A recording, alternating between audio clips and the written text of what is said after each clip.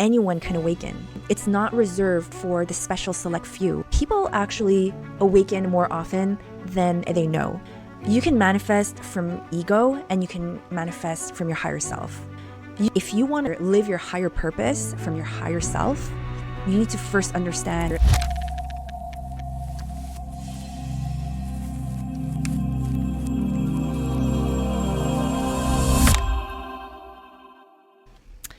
So 15 years ago, I had an accidental spiritual awakening. So I had a pretty bad skateboarding accident. And when I woke up from my surgery the next morning, I was told that I needed to rest in bed for the next 3 months of summer. And my initial reaction was, cool, I get a break from life. I don't need to do anything, which means I just have to be.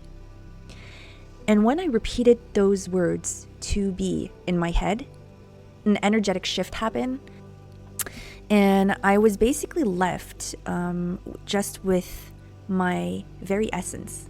I was stripped away from all these identities that I had been attached to unknowingly. And my true self began to emerge throughout the course of 5 to 6 months. Every day, more and more. And when that happened, I would begin to recognize and to truly remember my true self. And it's this very real sensation of familiarity. And my heavenly glimpse lasted about 5 to 6 months. I made a full video about my awakening. If you're interested, you could check it out here. Those 2 words, to be, eventually became my North Star throughout my spiritual journey. It became my guide. It was the place that I always ended up coming back to.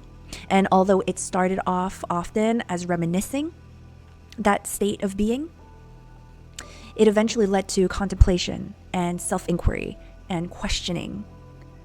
And throughout this video, I know that there are a lot of spiritual sayings and teachings that tell you that in understanding something on an intellectual level is limiting.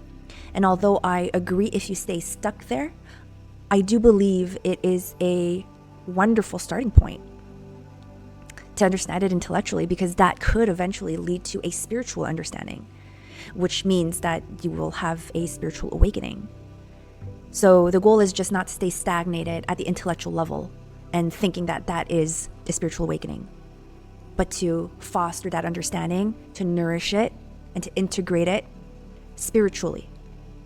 But that can only happen if you truly understand the root of who you are.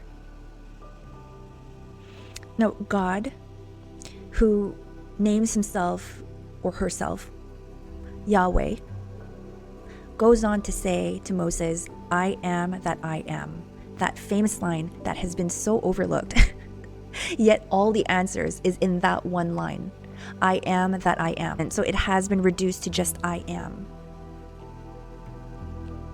And mind you, the verb to be, to just be, like we just spoke about from my spiritual awakening experience. I am comes from the verb to be. And I am is in the present tense. And so if God is saying that his name is Yahweh and he describes himself as I am, then you, who is also being I am from your perspective, means that you also have God in you. We all do. Because to be, actually, by definition, means to exist. So just your mere existence is enough for proof of God. And Yahweh, this 4 Hebrew letter tetragrammaton, YHWH, this name has been found over and over again in many ancient texts, such as the Dead Sea Scrolls, the Bible, ancient tablets, and it is referred to as the sacred name of God. So basically the name of God. And scholars actually describe Yahweh as he brings into existence whatever exists, which basically means I am that I am, now that we know that to be means to exist. So 15 years ago, I had an accidental spiritual awakening. So I had a pretty bad skateboarding accident. And when I woke up from my surgery the next morning, I was told that I needed to rest in bed for the next 3 months of summer. And my initial reaction was, cool, I get a break from life. Let's just peel off all the layers of your identity, your nationality, your career, your job, your gender, everything.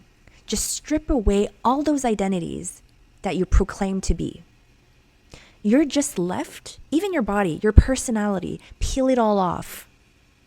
You're just left with this essence of being, this invisible force, which is also known as spirit. And in spiritual alchemy, spirit is known as materia prima, or first matter. And this is actually a concept that was proposed by Aristotle, and he explains that the entire universe originates from a single original formless substance, an indestructible first matter, to its purest essence.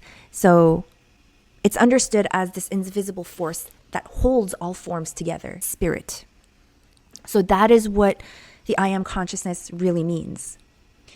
So your existence is not only just proof of God, but you are God, and God is you. It's the stem where everything else grows from. And your spirit, because it is in the present tense and because it transcends time and space, it holds all the possibilities, infinite possibilities of what can become. But first and foremost, this specific video isn't about manifestation or anything like that. It's actually the pre-steps into manifesting. And forget about manifestation. If you really want to manifest, focus and get straight on the I am consciousness. Truly begin to understand what that means for you. Contemplate on that. And the reason why I say to put the idea of manifestation on the back burner just for now is because I know manifestation is a hyper popular subject. But the truth is most people don't know how to manifest from your higher self. Because this is an important subject. You can manifest from ego and you can manifest from your higher self. And you can manifest from anywhere in between. And a lot of people don't know how to manifest from your true self, from your higher self. So manifestation, you're doing it all the time, right?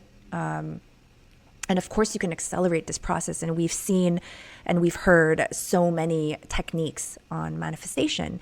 But what is missing your higher self is the key component. Because Hitler manifested World War II. That's still considered a manifestation from the worst part of the ego.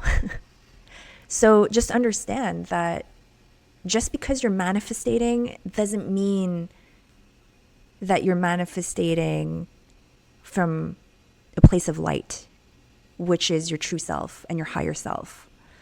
And that's why I'm just saying to put this aside. I will make a separate video about this in the future, but just keep in mind that if you want to be manifesting a life of your higher life and live your higher purpose from your higher self, you need to first understand your higher self, which is the I am consciousness.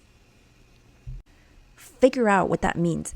Self-inquire, contemplate on what the I am means to you. Because once you really understand what the I am consciousness is, it is so powerful that it can change your entire life. And just saying I am in the meditative state of truly understanding each word when you say it is a powerful mantra. And it's also a declaration of recognizing the divinity within you. Okay, so now that we understand what spirit is, which basically is the I am consciousness. It's the first matter. It's the very essence, our being, the nature, the core, the center of who we really are. We can now finally move on into explaining what a spiritual awakening is. So before I dive deeper into this, I do want to clarify the different definitions of spiritual awakening, because as the subject of spirituality gains popularity, so does the meaning of spiritual awakening naturally.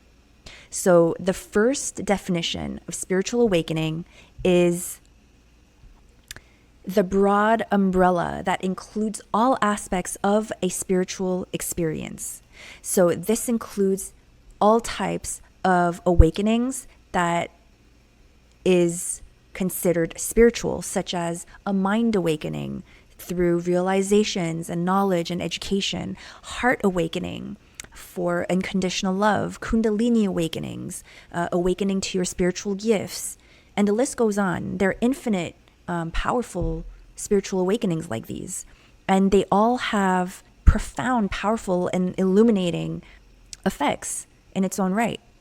However, the challenge lies in becoming mentally caught in the fascination of the wonder of these phenomena that can keep you stagnant at that stage.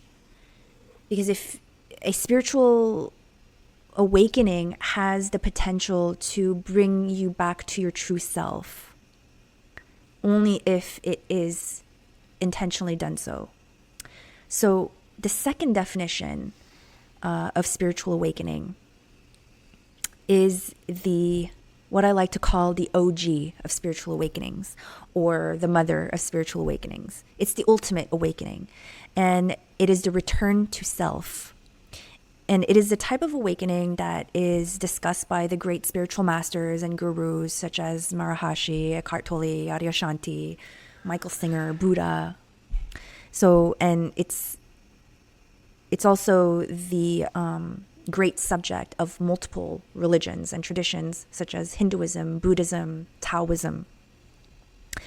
So it's the awakening that is seen as the essence of your true self, the I am. And while this concept might initially seem intimidating and grandiose, it's actually quite straightforward, because it's who you are at the most fundamental level. And it's the core of who you are. It's inside of you. It's within us all.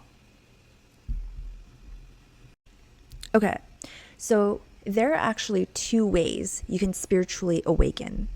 And the first way is like the way that I awaken, which is accidental and spontaneous. And more often than not, people actually awaken more often than they know. Because I've had friends tell me, these experiences, very subtle, and sometimes it's only a few minutes, but they tell me how blissful they felt in those 2 minutes while waiting for a friend. They just let go of the idea of waiting, and they're all suddenly overcome with a sense of peace. That's a spiritual awakening. It doesn't matter the length or the intensity. It's because people don't know what that is in the West. In the East, people are a lot more spiritually inclined, and spirituality is actually a priority for a lot of the population there. But in the West, spirituality is only just beginning to emerge. And so a lot of people, spiritual awakening is not common knowledge. But I have some regular, just very normal, who don't know much about spirituality, who just tell me these experiences, and I tell them that you just had a spiritual awakening, my friend. And it's beautiful. But the question becomes, you can let that just be an experience that you once had, or you can actually grow that. You can awaken more often. And the second way to awaken is through intention. And I wouldn't rely on the accidental way of awakening, because you can wait for a really long time. But if you have this desire, this yearning desire to awaken and to have this experience, you can. And there are multitudes of ways of doing this nowadays. It's not reserved for the special select few. Anyone can awaken. Of course, it starts with the desire, because that is what makes you want to meditate and do these practices. But even through will, an awakening will always feel like spontaneous and accidental. Because as Adyashanti actually says this so well, he articulates this so well. He says that it has to be an effortless effort. And what he means by that is that it takes a certain amount of effort to sit down and to cross your legs and close your eyes and to meditate. It takes will. It's a decision that you have to make. So the initial desire has to be there. However, once you are in that meditative state, the idea is to let go of that desire. Because if you're meditating and you're just saying, awaken, come on, awaken, it's not going to work. So you have to do these meditation techniques that will calm your mind, get you in a relaxed state, and slowly peel off the layers. And there's also a way where you can go directly into the I am, just straight into it. And you'll know. And this is why I said that an intellectual understanding can go a long way, because you'll be able to identify it. You'll be able to, from all the readings and knowledge that you've gained, you'll be actually able to identify what that is. That could propel your spiritual journey. Because in my case, when I awakened from my skateboarding accident, I had zero spiritual knowledge or background prior to that accident. So when I came out of my spiritual awakening glimpse, that initial stage, I was extremely disoriented. I didn't even know it had a name. I had zero idea about what that was. I just knew it was something very special and that I needed to understand more about it, which initiated my spiritual journey. So I do want to talk about the best ways to start to awaken, although paradoxically, that should not be your goal, but it's okay to have it. Everything in spirituality is paradoxical, by the way. So you take it and you leave some, okay? You take some and you leave some. But the first thing that you want to do is actually learn how to breathe properly. And, it's no accident that breathing techniques have now become a phenomenon. There's like a huge demand from the collective for breath work. And whether people know this consciously or unconsciously, it is because people are wanting to go back to the root of who they are, of what makes them alive, of what makes them exist and be. So that's not a coincidence. Everything that happens in movement like this, there's a greater force, there's a greater demand for it. Maybe even on a subconscious level, but there's something that's stirring to awaken. And, those intense breathwork techniques, if you feel called to that, you can do that. However, I think before going into any extreme practices, I would suggest just learning how to breathe properly. And that is through the nose, calmly. And when you breathe calmly, your mind settles and your nervous system settles. And that's why people always say, take 3 deep breaths. Yet we don't know how to even take them. But you really have to concentrate on each breath. And I will make a separate video about that. And the second technique is to meditate. And I will be making a video about that as well this week. It's going to be my next video. So it would be great if you could subscribe so you get notification for this meditation technique that I will be talking about. So subscribe, like, share, comment. It'll let's spread the light. It would go a really long way for the collective. Thank you.